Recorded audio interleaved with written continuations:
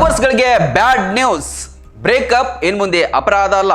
ವಿಶೇಷ ಕಾರ್ಯಕ್ರಮಕ್ಕೆ ಸ್ವಾಗತ. ನಾನು ಮಹಾಂತೇಶ್ ಹಿರೇಮಠ್.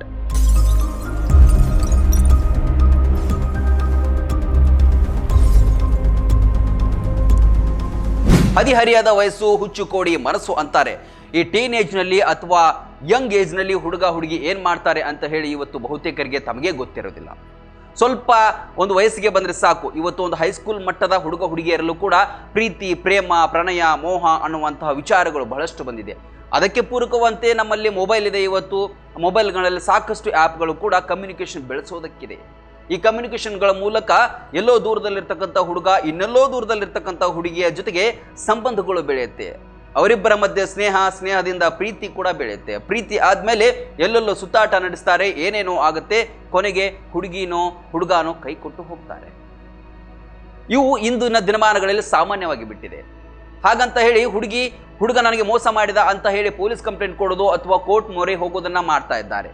ನನಗೆ ಹುಡುಗ ಮೋಸ ಮಾಡಿದಾನೆ, ನನ್ನ ಮದುವೆ ಆಗಬೇಕು, ಇಲ್ಲಾಂದ್ರೆ ಪರಿಹಾರ ಕೊಡಬೇಕು ಅಂತ ಹೇಳಿ ಹುಡುಗಿರು ಹೇಳ್ತಾ ಇದ್ದಾರೆ.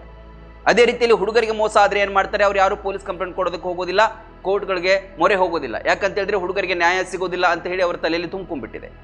ಎಲ್ಲವೂ ಕೂಡ ಹೆಣ್ಮಕ್ಳ ಪರವಾಗಿ ನಡೆಯುತ್ತೆ, ನಮ್ಮ ಪರವಾಗಿ ಏನು ನಡೆಯೋದಿಲ್ಲ ಅಂತ ಹೇಳಿ.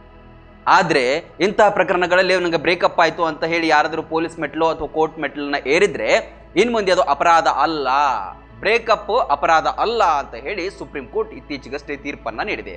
ಯಾಕೆ ಸುಪ್ರೀಂ ಕೋರ್ಟ್ ಈ ಮಾತನ್ನು ಹೇಳಿದೆ ಅಂತ ಹೇಳಿದ್ರೆ, ಯಾರೋ ಒಂದು ಜೋಡಿ 15 ವರ್ಷಗಳ ಕಾಲ ಲಿವ್ ಇನ್ ರಿಲೇಷನ್ಶಿಪ್ನಲ್ಲಿ ಇದ್ರಂತೆ. ಅವರ ಮಧ್ಯೆ ಅದೇನೋ ಜಗಳಗಳಾಗಿ ಬ್ರೇಕಪ್ ಆಗಿತ್ತು. ಬ್ರೇಕಪ್ ಆದಾಗ ನಮಗೆ ನ್ಯಾಯ ಸಿಗಬೇಕು ಅಂತ ಹೇಳಿ ಈ ಇಬ್ಬರಲ್ಲಿ ಯಾರೋ ಒಬ್ರು ಹೋಗಿದ್ದಾರೆ. ಆಗ ಅದು ಹೇಳಿದೆ, ನೀವು ಇಬ್ಬರು ವಯಸ್ಕರಿದ್ದೀರಿ, ನಿಮಗೆ ವಯಸ್ಸಾಗಿದೆ, ಹುಡುಗ ಹುಡುಗಿ ಇಬ್ಬರು ಮೇಜರ್ ಇದ್ದೀರಿ, ನಿಮಗೆ ಬುದ್ಧಿ ಬೇಕಿತ್ತು. ಹಾಗಂತ ಹೇಳಿ ಇವತ್ತು ನನ್ನನ್ನು ನಂಬಿಸಿದ, ಮದುವೆ ಆಗ್ತೇನೆ ಅಂತ ಹೇಳಿದ, ಈಗ ಕೈ ಕೊಟ್ಟ ಅಂತ ಹೇಳಿ ಬಂದರೆ ಇದು ಕ್ರಿಮಿನಲ್ ಕೇಸ್ ಆಗೋದಿಲ್ಲ ಅಂತ ಹೇಳಿ ಈ ಒಂದು ತೀರ್ಪನ್ನು ನೀಡಿದೆ. ಲಿವ್ ಇನ್ ರಿಲೇಷನ್ಶಿಪ್ಪಲ್ಲಿ ಇರೋದು ಅಥವಾ ಬ್ರೇಕಪ್ ಆಗುವಂಥದ್ದು ಅಪರಾಧ ಅಲ್ಲ ಅಂತ ಹೇಳಿದೆ. ಆದರೆ ಕೆಲವೊಂದಿಷ್ಟು ಕಾರಣಗಳನ್ನು ಕೂಡ ಸುಪ್ರೀಂ ಕೋರ್ಟ್ ಹೇಳಿದೆ. ಏನು ಅಂತ ಹೇಳಿದರೆ, ಏನಾದರೂ ಹುಡುಗ ಹುಡುಗಿಯನ್ನು ದೈಹಿಕವಾಗಿ ಬಳಸಿಕೊಂಡು ಆಕೆಯನ್ನು ಗರ್ಭಿಣಿ ಮಾಡಿ ಮಗು ಇದ್ದರೆ ಅವಳಿಗೆ ಜೀವನಾಂಶವನ್ನು ನೀಡಬಹುದು. ಅದಕ್ಕೆ ನಾವು ಒಂದು ಸ್ವಲ್ಪ ಏನಂತ ಹೇಳಿದರೆ ಕ್ರಮಗಳನ್ನು ಕೈಗೊಳ್ಬೋದು. ಹುಡುಗಿ ಏನು ಮಗು ಆಗಿರುತ್ತಲ್ವ, ಆ ಮಗು ಅಥವಾ ಆ ಮಹಿಳೆಗೆ ಜೀವನಾಂಶವನ್ನು ಕೋರಿ ಅರ್ಜಿಯನ್ನು ಸಲ್ಲಿಸಬಹುದು. ಜೀವನಾಂಶವನ್ನು ಆ ಹುಡುಗನಿಂದ ಕೊಡಿಸಬಹುದು, ಅಂದರೆ ಪರಿಹಾರವನ್ನು ಕೊಡಿಸಬಹುದು. ಅದು ಬಿಟ್ಟರೆ ಆತನ ಮೇಲೆ ಕ್ರಿಮಿನಲ್ ಕೇಸ್ ಹಾಕೋದಕ್ಕೆ ಆಗೋದಿಲ್ಲ ಅಂತ ಕೂಡ ಹೇಳಿದೆ. ಸ್ವಲ್ಪ ಗಮನ ಇರಲಿ. ಇವತ್ತಿನ ದಿನಗಳಲ್ಲಿ ಪ್ರೀತಿ, ಪ್ರೇಮ ಅನ್ನೋದಕ್ಕೆ ಬೆಲೆನೇ ಇಲ್ದಂತಾಗಿದೆ. ಯಾಕಂತ ಹೇಳಿದ್ರೆ ಇವತ್ತು ಲವ್ ಆಗುತ್ತೆ, ಮಾರನೇ ದಿನ ಬ್ರೇಕಪ್ ಆಗುತ್ತೆ. ಲವ್ನಲ್ಲಷ್ಟೇ ಅಲ್ಲ, ಅದು ಮದುವೆಯಲ್ಲೂ ಕೂಡ ಆಗ್ತಾ ಇದೆ. ಆದರೆ ಸ್ವಲ್ಪ ಹುಡುಗರಾಗಿರ್ಬೋದು ಸ್ವಲ್ಪ ಎಚ್ಚರದಿಂದ ಇರಿ. ಎಲ್ಲೋ ದೂರದಲ್ಲಿರ್ತಕ್ಕಂಥ ಹುಡುಗ ಹುಡುಗಿ ನಿಮ್ಮನ್ನು ಪ್ರೀತಿಸ್ತೇನೆ, ನಿನ್ನನ್ನು ಮದುವೆ ಆಗ್ತೇನೆ, ರಾಣಿ ಥರ ನೋಡ್ಕೊಳ್ತೇನೆ, ನೀನೇ ನನ್ನ ಚಿನ್ನ, ರನ್ನ, ಬಂಗಾರ, ಮುದ್ದು ಅಂತ ಹೇಳಿದ ತಕ್ಷಣ ನೀವು ಯಾಕೆ ಬಲೆಗೆ ಬೀಳ್ತೀರಿ? ಕೇವಲ ಮಾತಿನಲ್ಲಿ ಮರಳು ಮಾಡುವಂಥ ಜನರು ಇವತ್ತು ಜಾಸ್ತಿ ಆಗಿದ್ದಾರೆ. ಸ್ವಲ್ಪ ಆತ ಪರಿಚಿತನೋ, ಆತನ ಬ್ಯಾಕ್ಗ್ರೌಂಡ್ ಏನು, ಆತ ಏನು ಮಾಡ್ತಾ ಇದ್ದಾನೆ ಅನ್ನೋದ್ರ ಬಗ್ಗೆ ಸ್ವಲ್ಪ ಕೇರ್ ಇರಲಿ. ಹಾಗಾಗಿ ಸುಪ್ರೀಂ ಕೋರ್ಟ್ ಇಂತಹ ಎಲ್ಲ ಕೇಸ್ಗಳನ್ನು ಮಾಡ್ತಾ ಕೂತ್ಕೊಂಡ್ರೆ ಎಷ್ಟಂತ ಆಗತ್ತೆ? ಇವತ್ತು ದಿನನಿತ್ಯ ಅದೇ ನಡೀತಾ ಇದೆ. ಹಾಗಾಗಿ ಸುಪ್ರೀಂ ಕೋರ್ಟ್ ಸ್ಪಷ್ಟವಾಗಿ ಹೇಳಿದೆ, ಬ್ರೇಕಪ್ ಇದು ಅಪರಾಧ ಅಲ್ಲ ಅಂತ ಹೇಳಿ ಈ ಒಂದು ತೀರ್ಪನ್ನು ನೀಡಿದೆ. ದಯಮಾಡಿ ಯುವತಿಯರೇ ಸ್ವಲ್ಪ ಎಚ್ಚರ ಇರಲಿ, ನಿಮ್ಮ ಬಗ್ಗೆ ನಿಮ್ಗೇನೆ ಎಚ್ಚರ ಇರಲಿ. ಬ್ರೇಕಪ್ ಅಂತ ಹೇಳಿ ವಿಚಾರವನ್ನು ನೀವು ಮುಂದಿಟ್ಕೊಂಡು ಏನಾದರೂ ಪೊಲೀಸ್ ಸ್ಟೇಷನ್ಗೆ ಅಥವಾ ಕಂಪ್ಲೇಂಟ್ ಕೊಡೋದಕ್ಕೆ ಹೋದರೆ ಇದು ಇನ್ನು ಮುಂದೆ ಅಪರಾಧ ಅಲ್ಲ ಅಂತ ಹೇಳಿ ತೀರ್ಪನ್ನು ನೀಡಿದೆ. ಇದನ್ನು ಒಂದು ಹೇಳುವ ಪ್ರಯತ್ನ ನಮ್ದಾಗಿತ್ತು. ಲೇಟೆಸ್ಟ್ ಸುದ್ದಿಗಳಿಗಾಗಿ ನೋಡ್ತಾ ಇರಿ ರನ್ ಟಿವಿ, ಇದು ಸಾಮಾಜಿಕ ಚಿಲುಮೆ.